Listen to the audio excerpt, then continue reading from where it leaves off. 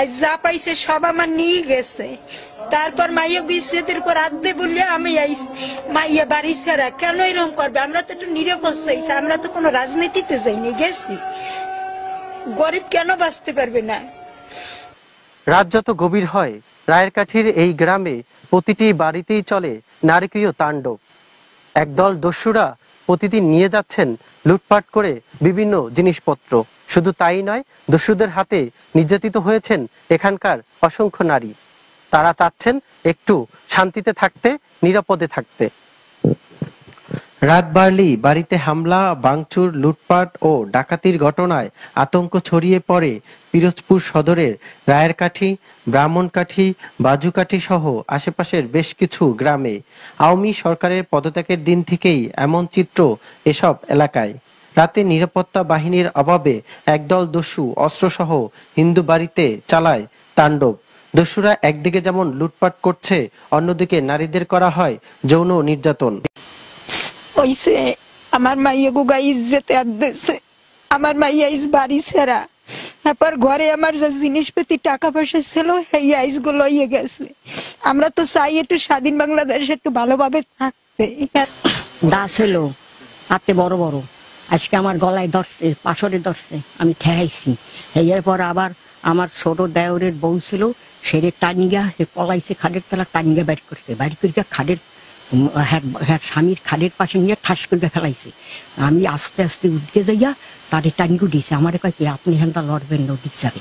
অল্প অল্প বয়স, 4 জন ঘরের মধ্যে ঢুকছে, মুখ বান্ধা। আমি নিচে নামার পর ফিরে আবার কি পরামর্শ করেছে, 50 জন আমরা আইছি, ঘর কিন্তু ঘেরাও, বাইরে দিতে পারবেন না কিন্তু। এখন আমরা চুপ করে কয়েকজন বইছি, ফিরে আবার আইছে, এই দরজা খোলেন, ঝাপ খোলেন। এখন আমার দেওয়ার ছেলে হে কইছে তোমাকে হাত পাও ধরছি, উপরে একটু বসো, না কথা আছে কথা। এই মশুরি টানানো, সেই মশুরির ভিতরে ঢুকে গেছে, মশুরির ভিতরে ঢুকে যাইয়ে বসে রয়েছে আমাকে পাশে।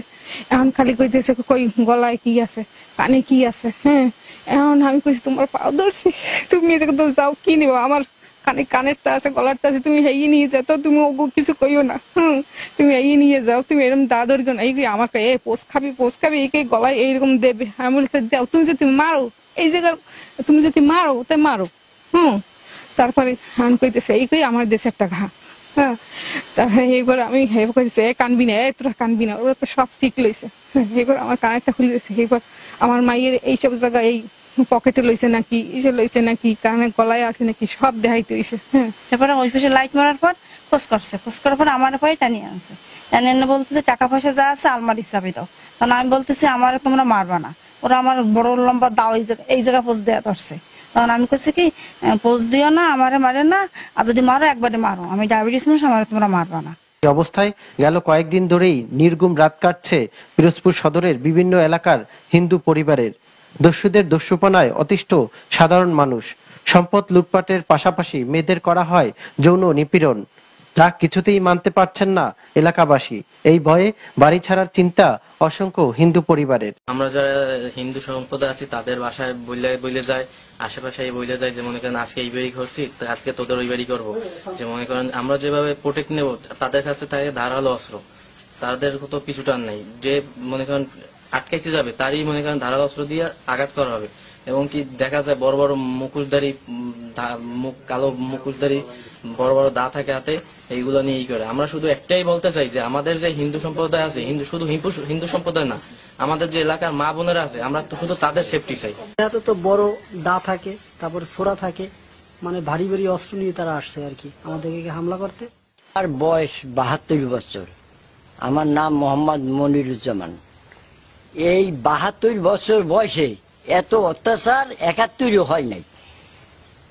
এই মানুষটা কথা কি, এই গড় ডাকাতি ও গড় ডাকাতি, সব এলাকা সব লুট তো হয়ে গেছে। এরপর আজকে ওই রিক্সার গ্যারেজটা 3 হ্যান্ড রিক্সা নিয়ে গেছে। গ্রামের শান্তিপ্রিয় মানুষের দাবি, একটি পক্ষ গ্রামের হিন্দু মুসলিম সম্প্রীতি নষ্ট করার জন্য এমন জঘন্য অপরাধ করে বেড়াচ্ছে। শান্তি প্রতিষ্ঠায় প্রশাসনের কঠোর পদক্ষেপের দাবি তাদের। আমরা যাতে শান্তিপূর্ণ আইন শৃঙ্খলা বজায় থাকে, গ্রামের মানুষ সবাই, হিন্দু মুসলমান সবাই যেন শান্তিতে বসবাস করতে পারে।